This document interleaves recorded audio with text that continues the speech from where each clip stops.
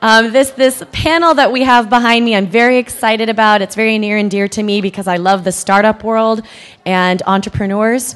And leading this panel is Sheryl Root, the president and CEO of RootAnalysis. And we're going to handle Q&As a little bit differently for this panel. If you have a question as it relates to lessons in creating a startup, think about that now and write it down and just raise your hand. Let us know that you've got that question and we'll come collect them from you. So again, if you have a question as it relates to startups, entrepreneurs, and just the lessons that you have to deal with in creating a startup, write that question down. We will gather them. So without further ado, I will turn it over to Sheryl, and let's talk about startups. Okay. Thank you, Amanda. I love this conference. I love what it's become. When they let you all go out on break, they said 30 minutes, so I'm not sure where everybody is. So I'm going to take a couple of minutes to just talk about a couple of things before we truly get started. It's great to be here with all of you and with this esteemed colleague collection here. I'm also very proud to be associated with Carnegie Mellon University, Silicon Valley, where they take great pride in helping to develop entrepreneurs and sustaining ideas and helping deliver and develop new ideas. I think that one of the things I learned a long time ago was how not to be afraid and just kind of put your foot out there and say, hi, you don't know me, my name is Sheryl, and ask for what you want. And in that light, I worked with John Young at Hewlett-Packard in my younger days, and I wanted to get a degree from Stanford because I was finding more and more I was having to run the software businesses within HP, and at the time HP was not giving degrees or not giving funding for degrees in business, but if it was an engineering degree, you could get the funding that you wanted. So I decided I would just make a plan and go in and talk to John about that. He was the CEO at the time. And I made up a barometer of how much I would stay if I were able to stay at HP and get this degree, and then what I wouldn't. I had to have a certain minimum level of funding in order to do that. So I told his secretary I just need 30 minutes of his time. And I felt that since it was at 5:30, if he wanted to go longer, he could. And I went into his office, shaking in my shoes, and just kind of, toughened up and said, okay, my name is Sheryl, and I have an opportunity for HP to do a software initiative business approach. And in order for me to be effective at that, I need the vocabulary. Mainly, I needed the confidence that a master's degree in business would afford me. And I said, and I know we don't do that here, so here's my ground rules. I'm willing to stay here up to this level if you'll support and fund me. And otherwise, I have this other company that would like to have me come join them, and they're willing to do this. And he goes, well, I don't think so. Tell me what we're all about here. So I told him, and he said, well, I think we can do that. Let's go talk to Barry. And they did, and they funded. So I created a panel for him that would review each quarter while I was going through the status of the business proposal that I was developing for Hewlett-Packard at the time. And on the panel I had Mike Maples, who at the time was heading up Microsoft, and HP was struggling to figure out how to have a relationship with Microsoft. And then I had John for hardware, and I had Steve Wheelwright who is now out of Harvard. He used to be out of Stanford for processes and how to manage them. And finally, a customer, Ted Jones at the time, was CEO of Chevron. And that group got to meet every quarter and review this proposal for business that we were developing. And it was a way to overcome some of the hurdles within HP at the time, which had a lot of antibodies for software.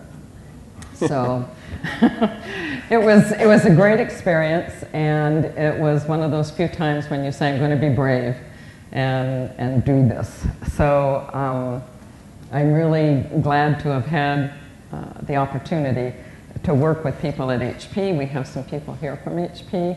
I've had the opportunity to work with incredibly talented people who come into Carnegie Mellon. And I would like to introduce the 5 panelists here for you that have joined us. First to my left is Marth Lyons, and she's a distinguished technologist at HP and is in the enterprise services arena, also has been in the HP labs. She's focused on incubating and delivering innovative capabilities for HP customers at the enterprise level. And sitting next to her is Dr. Steve Rosenberg. He's the Associate Director of Carnegie Mellon, Silicon Valley, and was prior with HP and was involved in tremendous amounts of technology transfer from the HP labs and responsible for creating HP research centers around the world, which is very exciting to expand outward. Next to Stephen is Anna Pinczuk, who is a former student at Carnegie Mellon and is currently VP at Cisco. She leads the Global Technical Center and has about just a few people, 3,000, I think, working for her. And then sitting next to her is Scott Russell, and he's an adjunct professor. We have these incredibly magic names, you know, adjunct, associate. We all have good names at Carnegie here. And he's also a VC with Mobius Venture and also with Diamond Head Ventures. And he's helped fund major companies here in the Valley. Some of them you may have heard of, like Yahoo. And he also is great for evaluating business plans. We use his incredible talent at Carnegie Mellon to review the business plans that the student has. And he has this wonderful summer program that he does for entrepreneurs. He may talk about that later. And then finally we have Cindy Padnos. And Cindy has done startups after startup after startup. And she's now running venture capital and is looking at predominantly the cloud, I think was what I read. And she's an entrepreneur, an advisor, investor, an all-around brilliant person to get to know and chat with. And speaking of chatting, the Carnegie table is in the back, outside there, and we'll be there or here, either way, for additional questions after the discussion here. So what we're going to talk about is the challenges of creating a startup, and both inside of a company and external to a company. So it's what are the challenges of getting a new idea to the marketplace? What are the key characteristics that enable success that the people have that push that idea into the marketplace? And what does it take to get the idea funded, which is a big issue? And what are the priorities and goals needed to succeed and to keep it going? And whether you want it to be acquired or whether you want to create the next big Google on your own. So without further ado, I'm going to let Martha speak. Thank you, Sheryl. So all of you might be kind of wondering how we innovate and incubate projects in a big company like HP. And you know, it's interesting because all of our product and business units have their own dedicated R&D units that actually innovate in the context of their current business and their current strategies.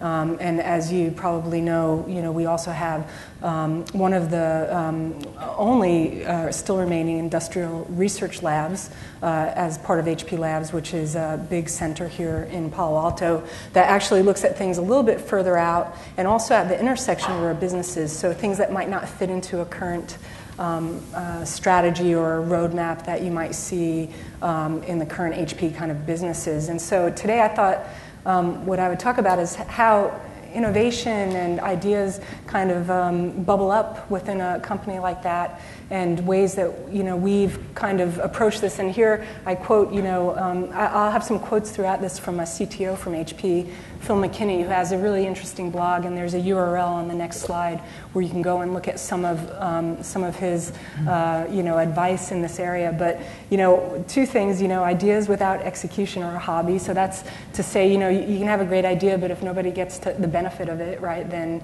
you haven't really gone the full 9 yards or gotten all the potential there. But also that you can innovate the way you innovate. So over time, when you're in a big company or a small company, as your company changes and the culture changes and the things that you focus on change, you can change the way you innovate. And so I think that's a really important point. There's no one recipe, for a particular company. It really depends. Google has a recipe that works. Cisco has a recipe. And at HP, we innovate the way we innovate. And so, one of the things that's interesting is, we still have everywhere around the company, there are 2 guys or girls in the garage who have an idea. And so all it takes is an idea, the skills to execute it, and some time, right? Maybe it's your extra time, or if it's not part of your kind of everyday job. But, you can start like that. But that's kind of what I call innovating off the grid, right? Because you're kind of doing it on your own. You're trying to kind of flesh out an idea. And that's really a valuable experience. And I think a lot of the ideas and things that eventually get incubated within a company like HP begin off the grid, but eventually if you want it to make it to market or you want it to kind of expand beyond your capability, you're going to have to get on the grid. And so there are actually 3 ways within HP that things typically get on the grid today. And so in the businesses, over probably the last 5 years or 6 years, each of the businesses, like our personal systems group, our software group, our enterprise services group, will have within the CTO office an innovation function. And these teams are meant to be a place where people within those groups can go if they have an idea to get advice, to get feedback, to eventually get some resources and funding for the idea, to make connections to other places within the company if it could benefit from support, to find a customer, right, to validate the idea or to co-invest in the idea. And so this is a place where you can go through the whole idea generation to execution process that we'll talk about in a little bit. So that's one way that the businesses support innovation within HP, to actually bring stuff that might not be obvious to the leaders, right? Because there are people, especially in services, that are actually with the customers of all these distinct industries every day, right? And they're hearing from the customers, what they're trying to do in the future. And so that's one interesting thing. In HP Labs, which actually Stephen and I were a part of, we do research on the next generation technologies, but we actually began a very interesting program in 2010 where what would happen is we just asked people to submit 3-page proposals for ideas and a funding, kind of a very simple thing, what would you need within the year, program dollars, right? And how would you spend it? And, what's the idea? What's the business? What do you think is the path to the market? And what would you do, in the year? And so at the first round, we had 17 proposals and we funded 5. I had one proposal that was one of the 5. So it was really liberating. November 1 of 2009, I guess we started. I might be off by a year, but to get the program dollars, I was leading it, and then to execute on the plan. I mean, that was really very empowering, right? So that's one way we've done that. It's become very successful in the sense that the demonstrators, it's a year-long program, and at the end of the year, either a business will take the idea and run with it, or take the learnings, or the team will put in a second-year proposal, right, to continue it. And last year we had 2 continue out of the 5, and this year we just chose the demonstrators for next year. And then the third thing here is we do client and partner innovation all the time, and this spans labs and the businesses, but because of our relationships with our strategic customers and partners, we have the opportunity to actually get co-funding and resourcing between a customer. And we've used some of these things that are public that we've done are with DreamWorks, where we kind of help them render their movies. We're still doing some of that. We get to see some movies in their studios up in Redwood City. We're doing something with sensing with Shell, which is also public as well. So that's a really great thing as far as getting client validation and also resourcing, because when you have skin in the game, then you're doing something right.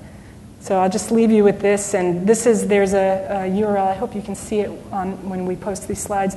This is Phil McKinney's kind of 7 facets of innovation, and when you talk about these things, BHAG is the big, hairy, audacious goal. If the company has a goal, or you have somebody say, we want the U.S. to make it to the moon, they don't have to tell you how to get there, but when everybody's kind of rallied around one kind of goal, then it gets people empowered and thinking differently to do that.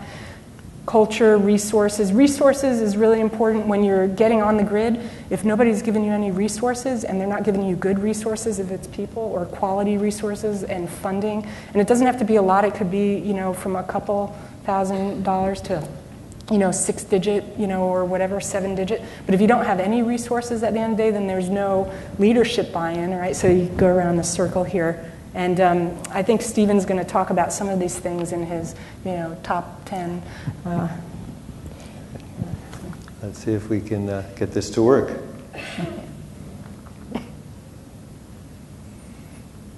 Okay, we're good. Thanks, Martha. It's a pleasure to be here, and it's a pleasure to be on this panel with such experienced and good people. That gives me a little bit of flexibility to stop and think about what I'd like to talk about. So when Sheryl asked me to speak on this panel, I thought, what could I talk about that these folks aren't going to cover in probably a much better way?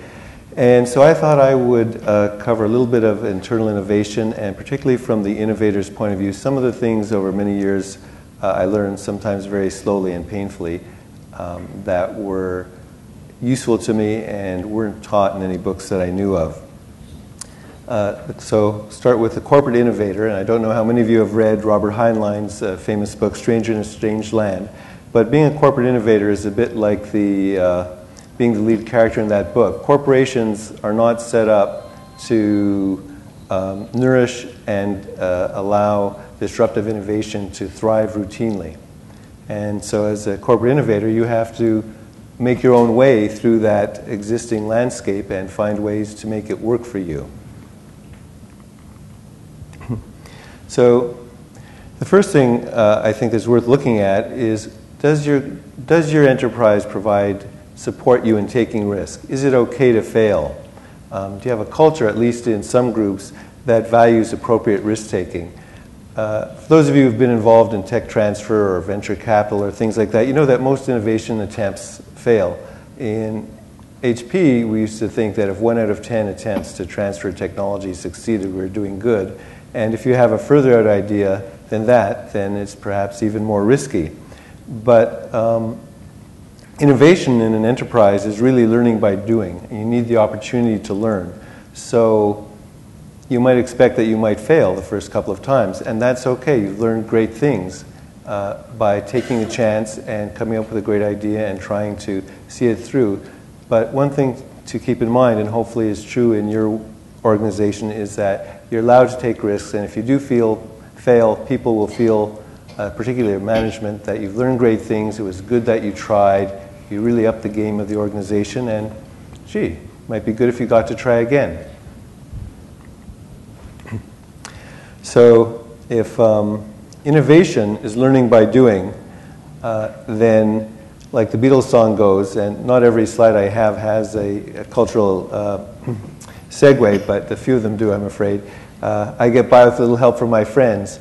Often if you do get empowered to try and develop something and lead it, you're then a little bit like the general manager of a small enterprise. You're suddenly faced with doing or making sure other people are doing a lot of tasks you've never had any experience of doing before, and they all have to be done well.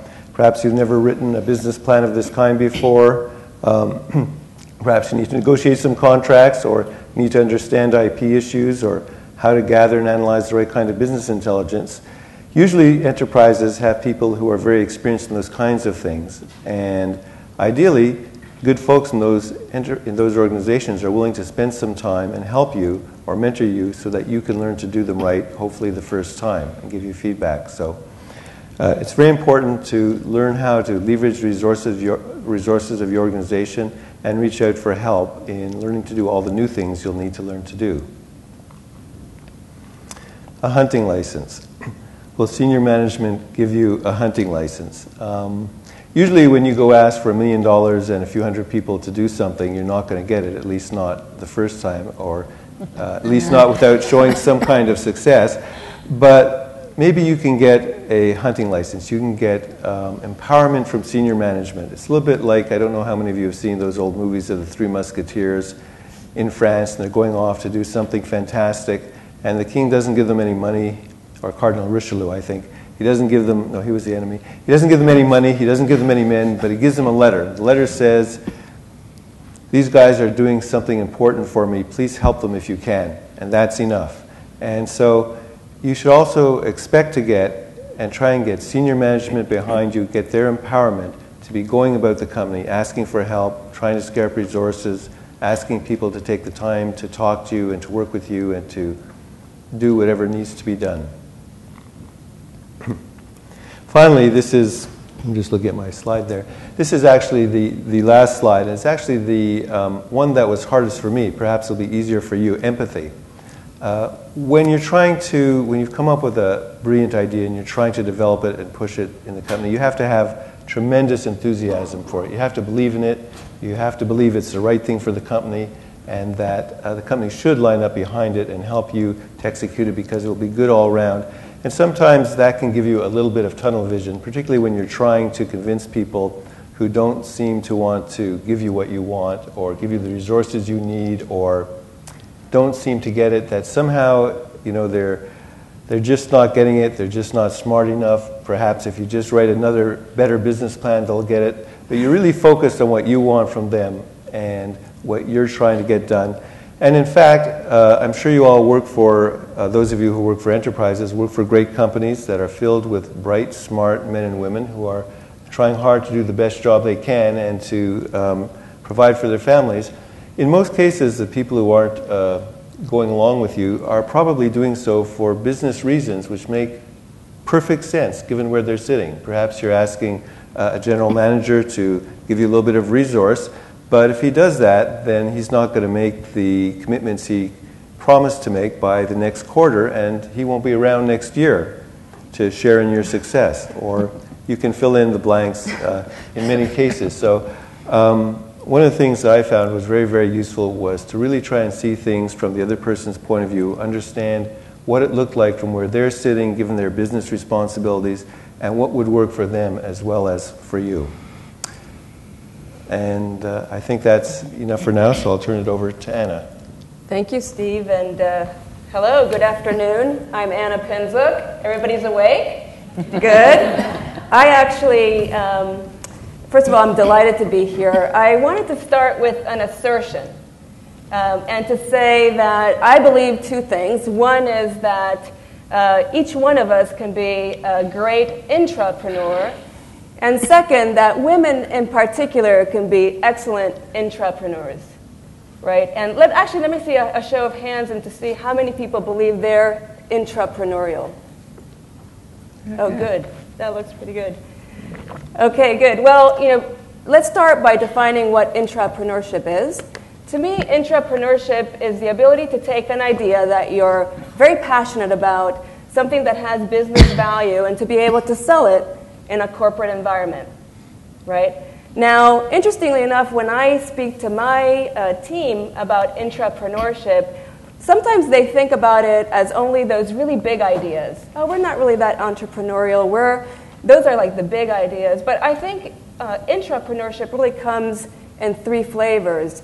One is an evolutionary idea, right? Something that is something better than what we're doing today and something that we can shepherd moving forward. And usually what happens with those ideas is that we've got to prioritize that against the other set of things that we've got in our portfolio. But the good news is it's kind of like what we're doing today. Now, the second set of ideas are around operational and process improvements. Now, the good thing about those is that, like the first set of ideas, they generally come from within the organization. People see what you can do better. And if you just provide a mechanism for them to realize that idea, we can actually get a lot of improvement within a company. Now, the challenge with that is you can imagine if you've got 3,000 people, all of which have a little improvement, it's hard to manage that portfolio. So you've got also to make some decisions there. Now, the last one is the big idea. This is the one that I think Cindy and others are really great at in the entrepreneurial world. And within a large company, the challenge there is, here you are, your company is really good at X, and suddenly you come along and you have this idea Y, and in fact, your idea Y might actually make the X go away. Your idea Y is the obstacle to the people that are doing idea X. And think about, we sell software packages today, and tomorrow we really want software as a service, right? And SaaS is going to disintermediate or get rid of software. We all have views on that. But those are the kinds of ideas that are sort of threatening within an organization. Now, we've discussed two things. One is there's benefits of being in a large company. My panelists here are talking about resources in particular. Having resources is a great benefit, right? Money and people, knowledge. But there's also some obstacles, and there's two primary obstacles. One is just the fact, as I mentioned, that your new idea exists is an obstacle to everybody else that's been promoting the old ideas, right? And the second piece as obstacles are that the processes within a large organization are really set up to make idea X happen well, but not necessarily to make idea Y happen. So just the way the organization works might be an obstacle that we have to overcome. How then do we get the new ideas to actually flourish in a large company? I would venture to say there's 4 things that we can do, and I'm going to copy your slide because I think it's great. But my 4 things are, 1, the culture for innovation.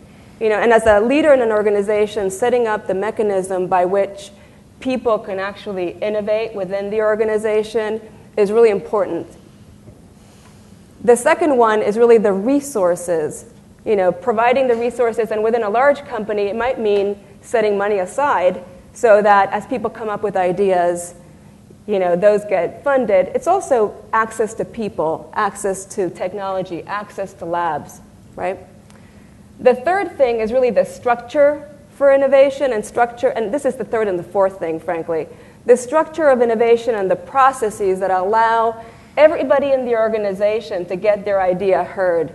There's some great processes there in terms of community processes, iPrizes. We've got something at Cisco called Smart Zone or iZone, where anybody, anywhere in the organization can get their idea heard. Because ideas don't come from the top, they don't come from anywhere, but each person has the opportunity to really let their idea be heard, right? And then in a fair way, get their ideas to market.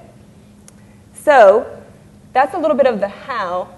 Now the question is, who can really promote innovation within a company? And I started by saying that I think each one of us, and in particular women, I think make excellent intrapreneurs. And here's why. I think to be a good intrapreneur, you need to have passion for your idea. You need to have a good idea. That's clear. That's base.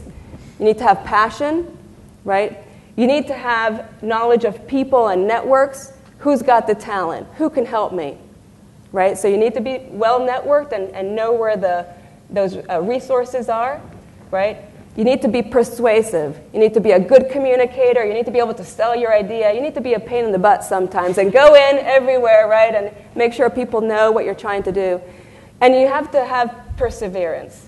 You need to be able to put up with the rejections, the failures, the obstacles, the people that say IT doesn't want to do that and HR doesn't want to do that and legal can't do that and that IPs, you're going to hear all that, and you've got to persevere. So with that, I just wanted to leave you with, the fact that passion, people, persuasion, perseverance, those are great female. How many times have I, as a woman, heard, "You're too passionate"? These are things that are so innate, I know, to me, and I think they're a set of ingredients that make each one of us potentially great entrepreneurs. Thank you. Good afternoon. I'm Scott Russell. I'm a venture capitalist, and I want to see a show of hands of how many people are trying to start a company here. Okay, great. So I'm your audience, and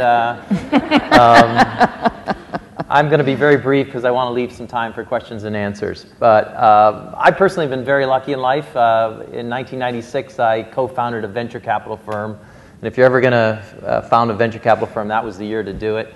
Over my career, I raised $2.5 billion and invested in probably close to 300 different startups.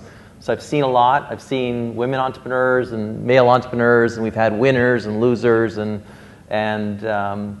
some great war stories I can share with you. But right now, I really, one of my passions is just I just love working with entrepreneurs. I love the whole process, and what I'm talking about is that really that early stage creation process, the hard, lonely job of really getting an idea out to market that no one really wants to hear about it. So if you're starting a company, I know you're probably struggling with just that basic fact of, what do you do this morning, and how do you get the idea out there. I'm not going to offer any advice right now, but I do teach a course at Carnegie Mellon where I do teach entrepreneurs how to really start that company from the get-go, the seed process. How valuable is the idea, or how valuable is getting things done. And we go through a lot of those different scenarios. So I'll leave time for Cindy and Q&A later. Okay, great. So I'm Cindy Padnos. I'm the founder of a venture capital firm called Illuminate Ventures.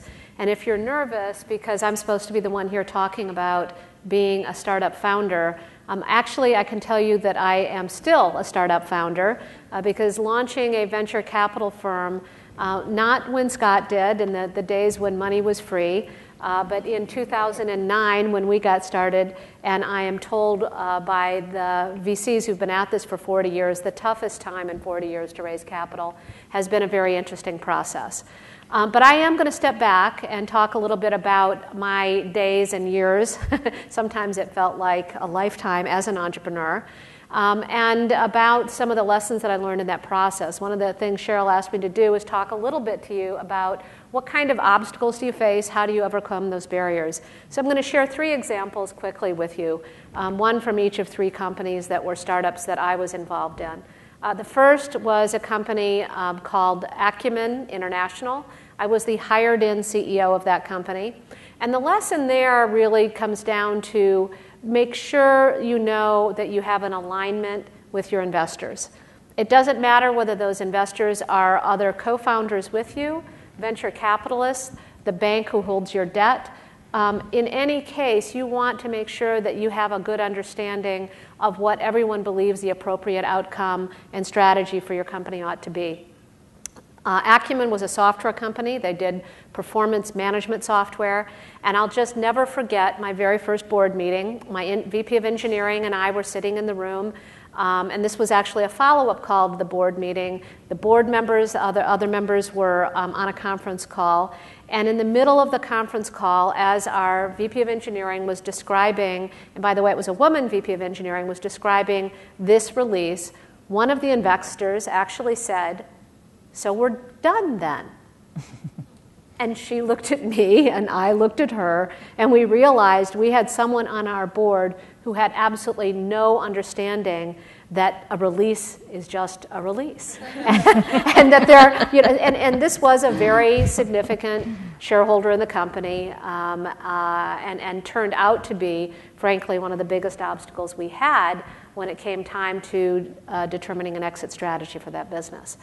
Another company I'll share with you in terms of great successful companies, a company called Scopus Technology. I had the privilege of being the original VP of marketing at that company, helped positioning it for a successful IPO. But that company was around at a time when we were making this giant transition to client server. That ages me, I know, but that's the transition that was underway at the time. It was one of the very first CRM companies before the word CRM existed. And the interesting obstacle that we faced there was not ever about how are we going to get to profitability. The company was profitable from day one. That's a phenomenon I can explain, but it takes more time. It was not how are we going to gain customers. In fact, I don't think I ever lost sleep in a single quarter about getting enough customers. We had 2 VPs of sales, not just one, both founders of the company. They both had the same title. It was great. And really, seriously. But I did worry about how are we ever going to have referenceable customers. And it really did prove to be a gating factor for the company that we had such a sophisticated, flexible platform that you could build your product on that literally the companies would keep continuing to configure and modify and configure and customize their products virtually forever. So they would never say, we're at a point, we're done, we're implemented, now you can write a success story about us. So beware of that configuration and can beware of what you ask your customers to be able to do before they're willing to be success stories for you. But once they were, the company took off like a rocket, and we had great results. The third company was a company I founded. Illuminate was the precursor to that because that was actually the very first name of the company. Through trademark issues, we actually changed the name to Vivant. But Vivant was one of the first SaaS companies that ever existed. This was in 1999. It was an easy time to raise capital, so that, again, was not the obstacle. But interestingly enough, what became the obstacle was having an investor in our company that was a publicly traded entity, that when the market fell apart, what actually happened was that they were forced to go out and disclose publicly all of their holdings, what they were which companies they would continue to invest in. I could go on and on. So you get a little bit of a theme here. Part of it is know and be ready to make your customers completely happy and satisfied so that they can be referenceable. And another is know your investors. I think those are two really huge issues in a startup environment and not well recognized. People believe that as long as you raise money, you're all set, everything else is going to be great. But it's super important to know who your investors are. I have had the great good fortune to be involved in many successful companies. Just before coming here, I was with a company just down the street, Exactly Corporation, in our current portfolio. They were just named a few months ago to the Wall Street Journal's list of one of the 50 best venture-backed companies in the U.S. I'm super proud of that, but I'm more proud that they're a very successful business and company. And I really think this is a great time to be an entrepreneur, in particular a woman entrepreneur. And if you're unsure of that, I would encourage you to take a look at a white paper we published last year. It's called High Performance Entrepreneurs, Women in High Tech. Thank you. Thank you, Cindy. I think we did a good job here of setting the context for what it takes in terms of environment, in terms of internal and external expectations for starting new concepts and new ideas either inside or outside of a company. But I have an interesting statistic that I read today, and it talks to, I don't know how many of you know Y Combinator, but it's a company that tries to help entrepreneurs in one form or another. In the last year, they had 248 people that they actually funded, and yet only 10 of them were women. And I'd like to ask the panel what they think about that and what they think the way in which we can help so many of you who raised your hand move forward a little harder. So Cindy, I want to start with you on that one. You know, I have strong opinions on this topic. Yeah. So, there are a number of interesting issues that people all face, every entrepreneur faces in going out to raise capital. I think in an interesting way, one of them that women face is their own, in some cases, lack of awareness of the impact of venture capital versus taking debt or friends and family money. For what it's worth, the World Bank has done research and shows that a venture-backed company will grow at 3 times the pace on average of one that is debt financed or friends and family financed. I also believe, and the research shows, that there's some really interesting natural tendencies that we all have.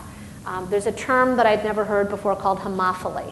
And some research that was done by University of New Hampshire basically showed that all of us have natural predispositions about what we're comfortable with and who we're comfortable with. And if you look at venture capital today, at the partner level in venture capital, it's still somewhere between 90 and 95% male.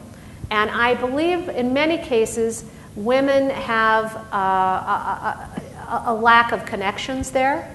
They have a concern about whether or not that's an environment that they can be successful in. I don't believe, for example, that it's about an intentional bias of any kind on the part of investors.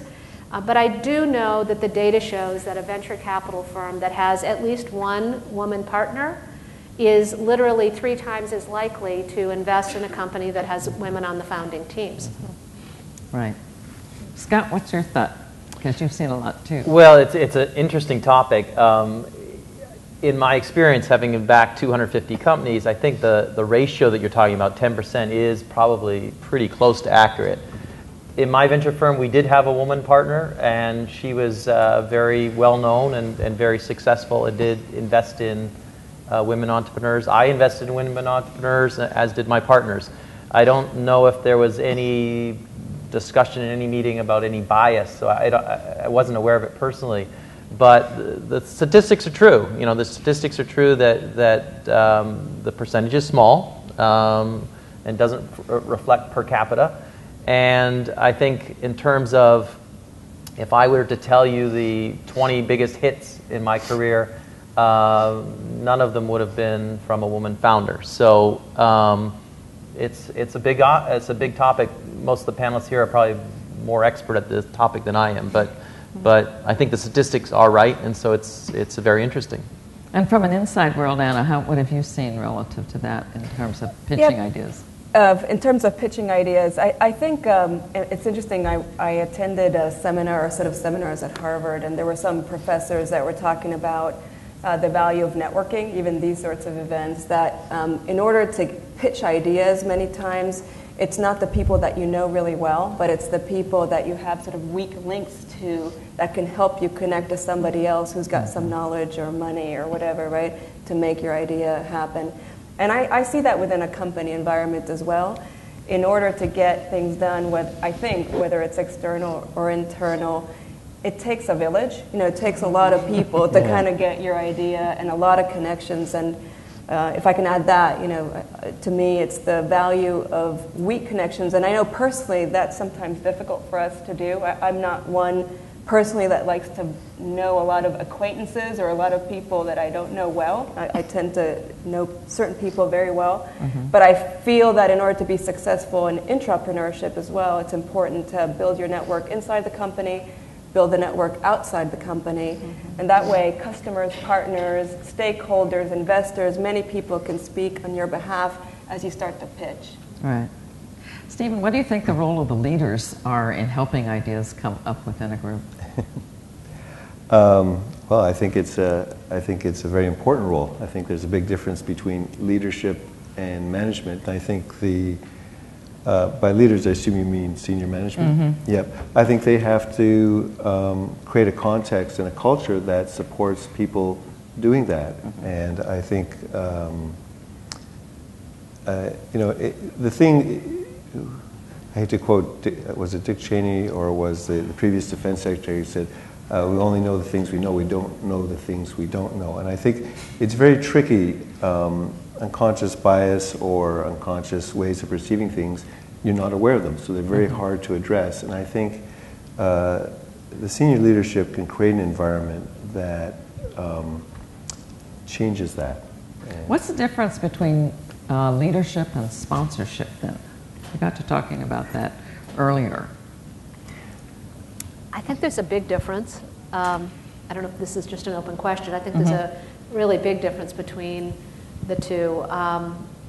The research I've seen really shows that that a sponsor selects someone to sponsor because they think it will make them look good, and because they think there's a good business motivation to do so, not in order to be altruistic, which people think about mentoring in more that kind of a category. And so sponsors can have very, very dramatic impact because they're typically at quite senior levels in the organization, and they literally will want to expose this person that they're sponsoring to their peers because they believe it benefits them as well. I think they also can critique effectively, because there's a sense of trust that gets built up with the sponsor. And I think listening to that critique is very important to move ahead. What have you found when you were putting your ideas out there? For me, I think sponsorship really is related to the champion. So what we see in some of the projects we've done at HP is the champion is the one that's going to, kind of talk about your idea, help you make connections outside and inside with customers, and actually really give you the advice to move it forward. And so it's what we see is a lot of times, like if a champion leaves or loses their position in an organization, it doesn't matter how much money you have or how much funding you have.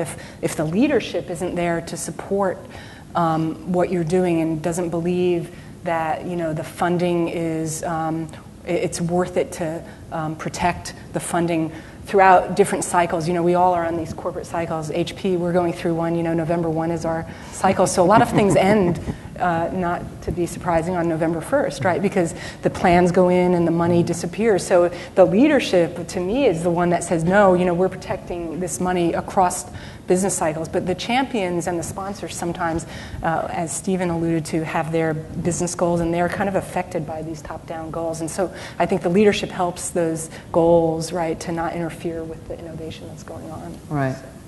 Now, I was going to add that to me, and as a sponsor of, let's say, innovation within Cisco, one of the things that I feel at times is that I'm playing corporate whack-a-mole. I'm sitting here, part of my role is to make sure that whoever I'm sponsoring, and also people that sponsor me, that they provide and shape that path that enables, let's say, either me or I enable somebody else to be successful. Because there's a lot of antibodies in the way, right? So part of the role of a sponsor, I think, is to almost look out, and you've got the people out there that you're looking at and saying, okay, they're still okay, they're taking risks, they're innovating, and I'm going to make sure that they continue to be able to do that in a safe way. Right. I also think that the sponsor enables you to be heard, and you're able to hold on to your idea when it is your idea. All too often, we may be out there. And we start with a concept, and we tend to, a woman tends to pitch the idea out there and let it become everybody's idea, not just their own. And when that happens, and if a man picks up on it, all of a sudden it's running away from her, and somebody forgets that the idea was originally her idea. And I've seen a really good sponsor stop the conversation and say, wait a minute, I do believe that was Martha's idea. Let's go back and let Martha finish the concept, and let's see where we go with it, enabling her to hold on to it. Now, one of the things that you want to do when you're out there is get a little stiffer back and hold on to the idea yourself and come back in. It's a hard challenge, I think, to do that. Yep. Although, Sheryl, I would say once you've gotten some traction with your idea, it's good not to have too much ego associated with it. And I know in HP we always felt that when the divisional folks were starting to use our slides and starting to talk about internalize the idea, that's when we knew we were meeting with success. Right. What do you think some of the other characteristics are then for women to consider when they're pitching an idea or when they're trying to move an idea out into the marketplace? Well, I think you have to think big. If you want to be an entrepreneur or an intrapreneur, if you want people to join behind you, support your idea, you have to think big. And so a what if and a maybe, that just doesn't make it. You really need to be comfortable communicating in a way that you are sharing and exciting and motivating and bringing other people to support the same idea. So frankly, I think it takes some leadership. Leadership. Yeah. Mm-hmm.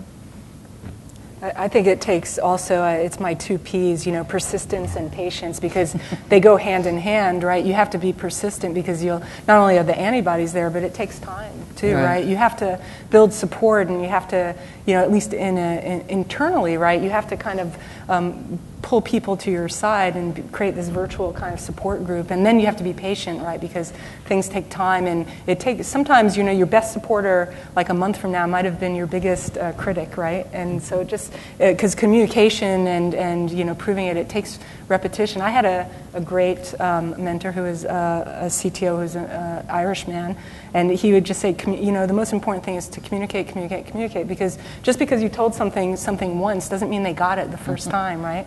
And that was the best advice ever, because the more you say something, the more it clicks, right? So I think that's the advice I would give. Just communicate and then do it again. It's not repetitious, right? It's actually essential. Right? Yeah. So interestingly enough, I'll ask Scott to comment as well. I don't believe that patience and persistence are the friend of the entrepreneur.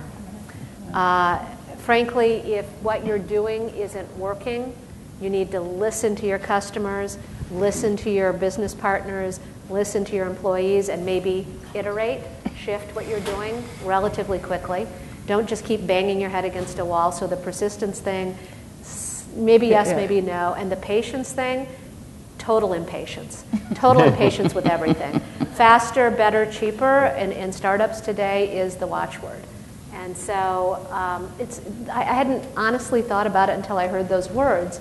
I don't know, what do you think? Yeah, I tend to agree with you. And I have a theory, I guess, on this topic, which is, I'll tell you, a lot of our successful entrepreneurs, many entrepreneurs in the world build small businesses. But Silicon Valley and software and technology and venture-backed companies are a strange breed. Venture capitalists look for very big ideas. They look for very big home runs. And if your idea is pragmatic and not really big, as what Cindy was talking about, is that you're unlikely to get a lot of traction with venture capitalists. And this may be one of the reasons why you see this 10% ratio going on. I will tell you that some of the best entrepreneurs, the ones that made me the most money as a venture capitalist, were crazy. I mean, their ideas were very, very strange. Audacious. Yeah, and audacious, and the passion and the persistence was all about they were swimming upstream. And venture capitalists here in Silicon Valley tend to take that wild bet. They tend to try to take something that we call swinging for the fence, a very big bet. And that does not mean you can't be a good entrepreneur. It does not mean you can't build a nice business. But if you're trying to get venture capital and trying to be a player here in Silicon Valley, you really have to make bigger bets. And you really have to have bigger ideas and bigger, chutzpah or something to actually get that venture capital. I'll just say internally, though, I mean, I didn't mean to say that we don't tack as we go. We always are tacking, right? So it's not like you set your idea in stone and you don't tack. But in a big company, right, you're not going to, you have to actually do a lot of work to pull in a lot of people, because it's that support system, right, that will get you going. So, but yeah, we definitely are, and Stephen and I have examples of this. We're changing all the time with our market and our customers, right? And you have to listen. So, okay, I'm going to open it up for questions from the floor, but I don't know if we've collected some questions. Have people got questions? If not, I'm going to keep asking the panel my own questions. If you have questions, have you written them down? Or let's just bring a mic. Yeah, let's go ahead with the mic. Yeah, go ahead. I can't see out there. I know this. Yes. So questions kind of flipping the paradigm a little bit. You guys have talked about driving from the entrepreneurial success. I am on the board of a startup. How can I better coach and help and advise this startup situation to make it a success versus stepping into their shoes and trying to manage the situation? So what would your advice be? Well, I think you started from the right place to begin with, which is that the last thing a board member wants to or should do is try to take over the reins. Because if you're trying to do that, then you never should have invested. If you need to do that, you never should have invested in that company. Or the CEO or other management team member needs to be replaced. So you're absolutely right. Now, there are a lot of different ways to work with early stage companies, early stage teams. But one of the most obvious ones is to collaborate with them around strategy issues, to provide them with access to your the entire breadth of your LinkedIn or Rolodex or whatever kind of capabilities you want to talk about, and to be someone that the team feels that they can talk to without penalty, that you're the person they can go to and they can share things with, that they shouldn't come up in the board meeting. There should never be a surprise in the board meeting. It should always be something that you've discussed and collaborated with in advance. If you do all of those things well and keep your ear to the ground, introducing them wherever you can. I know most of our focus is in B2B software. And as a result, it gives me the opportunity to leverage contacts and connections I've made over 25 years. If you talk to our portfolio CEOs, I would be willing to bet that a quarter of the customers they closed in the first 6 months of having product were introductions I made. Now I, on the other hand, get to watch and see what happens with that, and it's extraordinary when those deals start closing. Because people don't buy because you made an introduction, they buy because that company actually has something they want and need. Go ahead. Hi, Marina Britsky with Kaiser Permanente. I am a corporate entrepreneur and a corporate intrapreneur. I have my own consulting firm. I do business planning.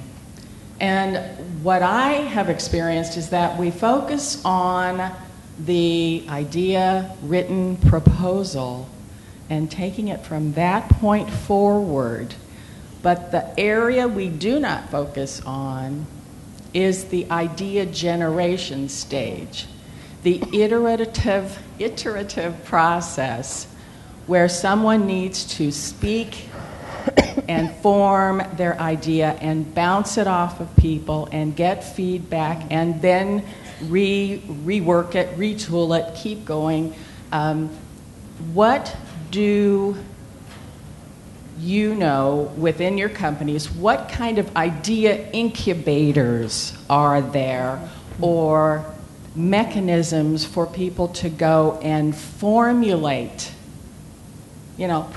pre-proposal phase, that whole phase at the very beginning that needs support and structure? Some of the things we use are some of these tools like from Bright Ideas and Imaginatic, I think is the name of the company. I don't know if they're still in business, but we have something called the HP Garage, and our businesses have kind of cloned it. And some of the things they do are unstructured. So I think Anna mentioned where anybody can go in and kind of put in an idea and then get the community to kind of iterate online, because we have people all over the world, so it's kind of hard. And some of our businesses are really very distributed. But we also do like idea campaigns. So there will be specific. Each business might have a campaign on a certain topic area and say, we want to have a 10x improvement in XYZ, or we're thinking about social media or whatever it is, right? And then there'll be some communication out to the employees in that area and a time period where people can iterate on the ideas. And then there's some evaluation, and then the ones that get kind of bubble up to the top might get some additional help, right, with the innovation resources, the people who run the programs to kind of go to the next step. And so there are things like that in place that do that, but it doesn't replace having somebody to call when you're not comfortable doing that. And so these innovation program offices are the places where people can go and get help to do things like, market size, like, it's really uncommon for an engineer to be able to actually understand what their market potential is or market sizing. So we have business, like in some of the programs in one in services, we have people who can help with that. In labs, we have people who can help with that. But it's actually, it goes back to what Stephen was saying about risk. You have to be invited. It has to be kind of an open community to do that. And then, I think the campaign idea is an interesting way to get people in, wanting to do it. And we do it with our customers too. We have these kind of garages for our major customers as well, so we can innovate with them. So. Anna? Yeah, for us, two things. One is we use Bright Idea, and we have our internal sort of innovation platform. So frankly, we launch campaigns similar to what HP does, and we've got them around certain topic areas, because otherwise, frankly, an innovation platform can lead you to a lot of sort of miscellaneous ideas that aren't focused. So we try to focus it in sort of areas. That's one thing. The second thing that we've done recently is something that we've called Launchpad, which is almost an internal competition, similar to what maybe entrepreneurs would do, where people come in and pitch. So people come in internally, they'll pitch their idea. We vet a set of ideas internally, and then we hook them up with other people that have similar interest or similar talent to sort of go and really formulate the idea, and then they come back and they re-pitch it. And most recently we had hundreds of ideas that came out to 6 ideas, and of those 3 were funded. Just to give you a sense, a pretty similar ratio to what you would maybe see in a VC firm. So we did an internal kind of innovation process. Scott, when you run on the class, how do you get them to think of new ideas? I know, do they come in with the idea? Yeah. Well, big ideas are obviously great, but they're hard to come by. So all of you probably are sitting thinking, do I have the world's greatest mousetrap idea? And what I'm teaching recently is the idea that you must get going. You must start. You're probably going to have a lot of self-doubts on whether your idea is a world breaker. But what I'm trying to teach is that you must jump into the pool quickly, and you must listen to customers quickly, and you must innovate based on an iteration process and an iteration cycle that's very fast. So basically what I'm trying to say is that you start with a half-baked idea. You start with an idea that has lots of holes in it, and if you ask 100 smart people here, they'll all say it's a bad idea.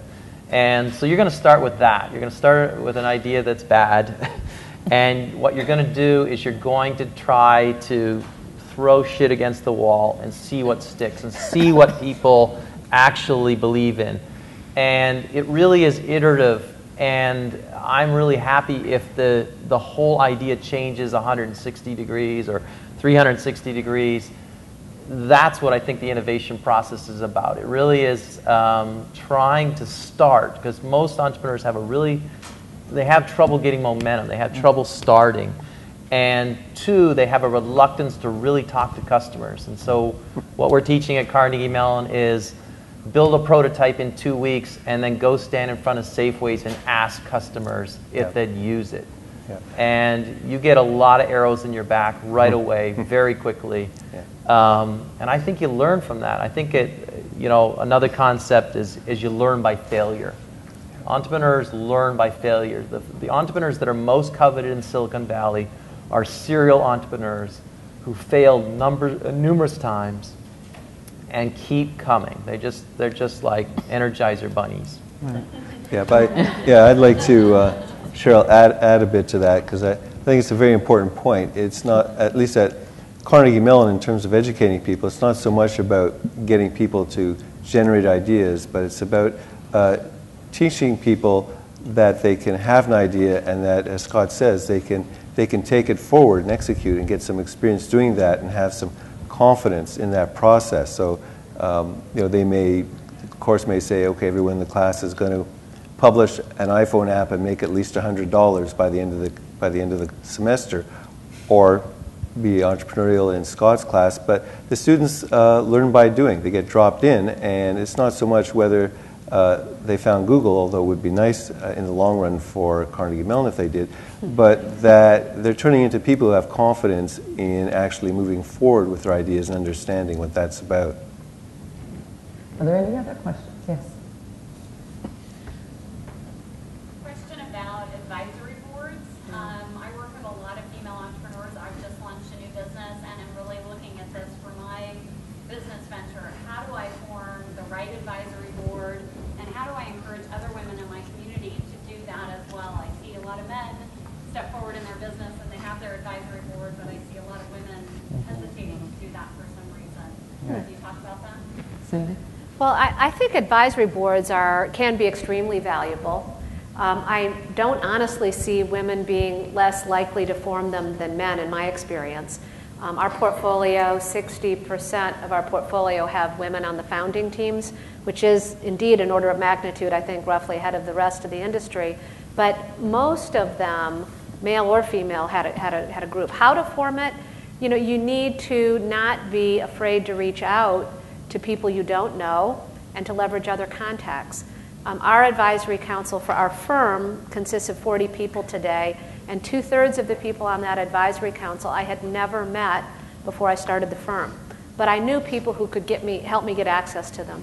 I think it also helps to be very clear on what you're asking them to do, why they are a good fit for what you're doing, and have all of that prepared before you ever meet them. Some of the folks I'm involved are very, very senior people in publicly traded companies. They had to have something from me that they could take in order to even get the approval to be an advisor to our firm. And they would be in the same situation with you. It doesn't even have to be a board seat in many times for them to need to get that approval. Yeah, I think advisory boards are really important. If you're starting a company, you have nothing. And what you need to do is to network your butt off. And advisory boards are a great way to do that. You have to take a very portfolio approach to it. I will tell you that I've been involved with thousands of advisors. Some help you and some don't. It's really hard to tell when you first meet somebody. They can have an enormous title. They can be the most experienced person in the world and never return your phone call. You can have someone who's got a small title and be incredibly helpful at opening doors and getting your first client. If you're starting a company, getting your first client, understanding value propositions, getting the first product release out the door quickly, they're all blocking and tackling issues that you got to do now because you're going to run out of money. You're going to run out of confidence. You're going to run out of money. You got to get moving. And so part of me is don't be afraid, shake a lot of hands, and invite a lot of people to be advisory boards. Now, you got to, as Cindy says, you got to set some expectations of what you expect of them, and it is a two-way street. But I'll tell you, more often than not, I see people contemplate this over their dinner table for a year and have no advisors. And so I would err on the side of go get one tonight. And by the way, one of the questions you didn't ask, but maybe it was part of what you were asking, is how do you get them? Most startups do not pay these people any cash compensation whatsoever, not even reimbursing their parking, fees, but will give them a small piece of equity that vests over, let's say, 12 to 24 months. That can be a key to it. And I would also say the reason to do it is that they add credibility. They give you an image that's bigger than life, and they give you introductions much more broadly than you would have otherwise. Any other questions? Let's go back in the back to the red. Hi. So my husband is an entrepreneur, and I'm basically his venture capitalist. So, I noticed there are several people in this room who are considering themselves being an entrepreneur. So my question is always, how can I best support him? And so I'm wondering what expectation for the women in this room can they set with their significant other in terms of how you can best support your entrepreneur at home? Because I'm risk adverse, but that's why I have the stable career and why he gets to go out and be a little bit more creative. I think buy-in from the family is a very important attribute to a successful entrepreneur. I have a very dear friend who, when she was starting her company, got 60 no's before she ever found one that said yes. And each night you'd come home and you'd just kind of go, what am I thinking? I'll just go back and work in a corporation. But her husband was always there and said, next one, I know it'll be the next one. And ultimately she did, and she has a company now that produces software for children at young age so that they can learn via the technology. What's your opinion? Significant others are important, really important, because being an early stage entrepreneur, it's a psychological nightmare. One, you're very lonely. Two, you get rejected all day long. Three, you have self-doubt. Your husband, in this case, comes home every day thinking his idea is worth crap. And it's hard. It is so hard. And you, as the more conservative member, partner, may have your own doubts. You may say, oh my God, I'm investing my salary in that. And that's pretty normal, I think. The only thing I can say is that you have to be a psychological alter ego. You have to understand that they're going through a process that is a nightmare. It's an absolute nightmare, and their chances of getting through are probably very low. Only 6-10% of people are ever going to succeed. And what you have to embrace is that failure would be fine, right? If failure, to me, is almost like getting your MBA. You learn so much by failing. Your husband might succeed on his 4th try. This might be his 1st try. Just understand that he's going to spend the next year doing something all your relatives think are crazy, and hopefully he's going to learn from it. So the piece I'd add to it is he actually won't tell you every day that what he's building is a piece of crap. He'll tell you that every other day. And so what you have to be aware of is the peaks and the valleys. One day you get that customer deal and it's the best day, and this is the best product ever built. My team is fat. Everything is good. And you're going to wonder if your husband is manic depressive or not. Is that what's going on here? That's not what's going on. The next day, when he's down in the valley of despair because the customer pulled the plug, or whatever it might be, that's the same person, and it's just the other flip side of what goes on. Interestingly enough, what the leader of the company, his job as founder, CEO, if he is CEO, is so hard, because what he has to try to do for everybody in the company is smooth those peaks and valleys, not make it quite so tumultuous on them. So he may come home and dump all of that on you, I'm sorry to say. I happen to be one of the luckiest people in the world with a husband who's so beyond supportive of all of this. Maybe the people think he's crazy. I just wanted to add one thing. My best friend actually supported her husband for about 10 years on the idea that we called Fred, and he was called Fred because it was like a friend of ours. The idea was so close to everybody. But after a while, Fred kind of failed, and one of the things that she had to learn to do is to figure out, what is the limit of what she is willing to support, both financially, frankly, because there's a financial penalty, and then also from a marriage perspective, not to bring up personal stuff, but it does take such a toll that I think for your own sanity, and I saw her go through it, that you just need to understand what the boundaries are. This is when I'm going to stop, and this is when my marriage is suffering. But I had a great instructor for skiing once, and he asked me, are you enjoying this skiing right now? I said, yeah. And he says, but you're not falling down. And I looked at him, I said, no, I'm afraid of falling down. I don't want to fall down. And he said, if you're not falling down, you're not learning how to ski. And so I held on to that thought for the longest time. Because like Anna and Cindy, you will go through ups and downs. And it is a bit of a roller coaster, and it's just how you adapt to it. And what you should have, too, is good friends around you that you can share and talk with and see that the rest of the world does go through falling down when they're learning how to ski. Other questions? One more. Hi, I'm Mercedes Harris. I'm an IBMer and a Tepper alum, so I'm really happy that you all are here. My question was about where in the process should you be concerned about patents, or having this idea that's great, but getting out there, but not also making sure you're protected so that it's not taken away. Scott, why don't you take the patents? Well, I'm going to address it from an entrepreneur's point of view as opposed to the corporate point of view. Yeah.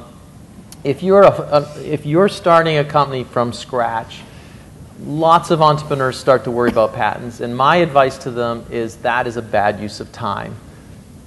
I invest only in the software world, so it may not apply to the life sciences part of the world. But in the software world, is in your early days, it's all about execution and getting your idea out there and fundraising and hiring, and you should not try to patent and pay the lawyers to patent your stuff before your customers tell you it's any good. It's just one of those trade-offs. I'm not against patents. I just think that you have so many other things to concentrate on at that very early stage. You should concentrate on the customers, and hopefully there will come a time when you have to worry about patents.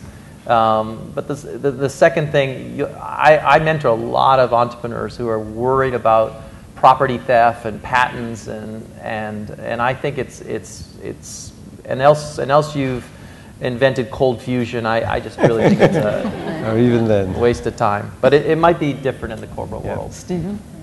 Oh, no, I was just commenting on the inventing cold fusion.